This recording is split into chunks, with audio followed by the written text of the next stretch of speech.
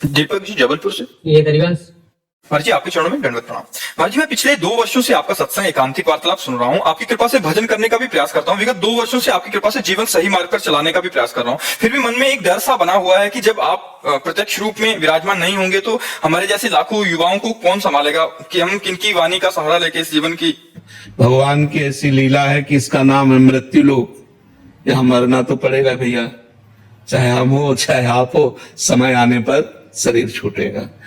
तो हमें लगता है कि संतों की वाणी हमारा सहयोग करती है। जो संतों के वाक्य हैं वही हमारे गाइड हैं।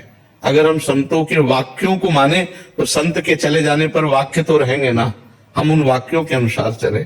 शरीर तो नाशवान है, आज है कल नहीं रहेगा, ये पक्का है। हमारा तुम्हारा या किसी का भी जब जहां जिसका आया उसको शरीर छोड़ के जाना पड़ेगा।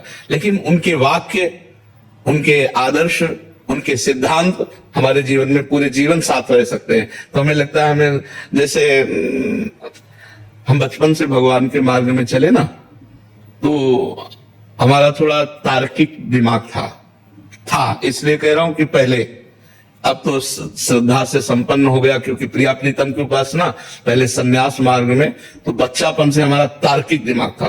किसी व्यक्ति का सानिध्य स्वीकार करना हमारे स्वभाव में नहीं था। दूर से उसका परीक्षण करना, अगर लग रहा है कि हमें है तो फिर तो हम आदर्श किसको माने, तो पूज्यपाद उड़िया बाबा की वाणी, उसको हम जीवन भर अपने पास रखा है। आज भी हमारे पास विराजमान है, जीवन भर पास रखा है।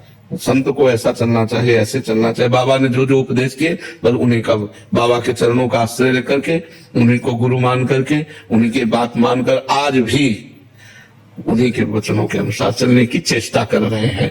तो संत वाणी हमें कभी अनुभव में नहीं आया कि उड़िया बाबा नहीं है, क्योंकि उनकी बात बाबा ने कहा ऐसा करना चाहिए, ऐसी परिस्थिति में ऐसा करना चाहिए। पूरा इतना मोटा ग्रंथ है, बाबा का उपदेश ही उसमें है। साधक के लिए, ज्ञानी के लिए, भक्त के लिए, स्त्री के लिए, पुरुष के लिए, बच्चा के लिए, सबके लिए उपदेश है।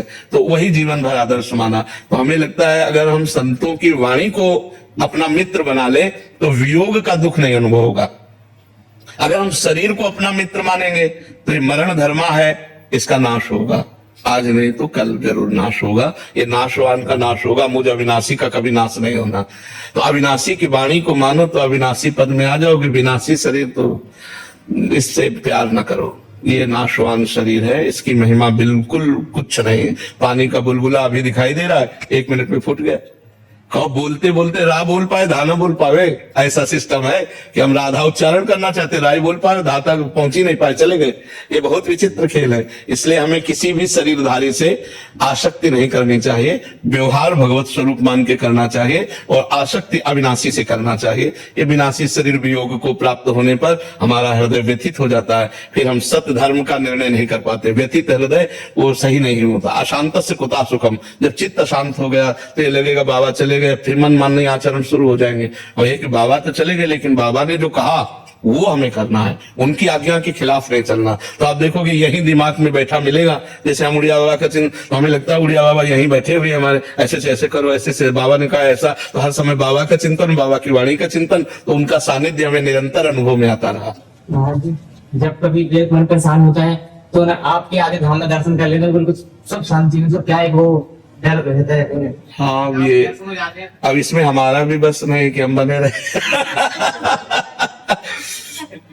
अब वो भगवान के बल से चल रहे हैं। भगवान का एक आध्यात्मिक बल है, उसी आध्यात्मिक बल से भगवान चला रहे हैं।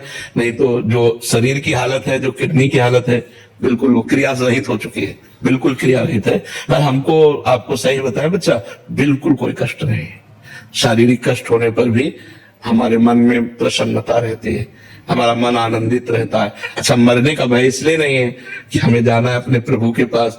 तो भय तब हो जब इससे हमने राग नहीं किया, प्रभु से प्यार किया, तो आज छूट जाए चाहे 100 वर्ष बाद छूटे, प्रभु के पास ही जाना है। जितने दिन उनको सेवा लेनी ले लें।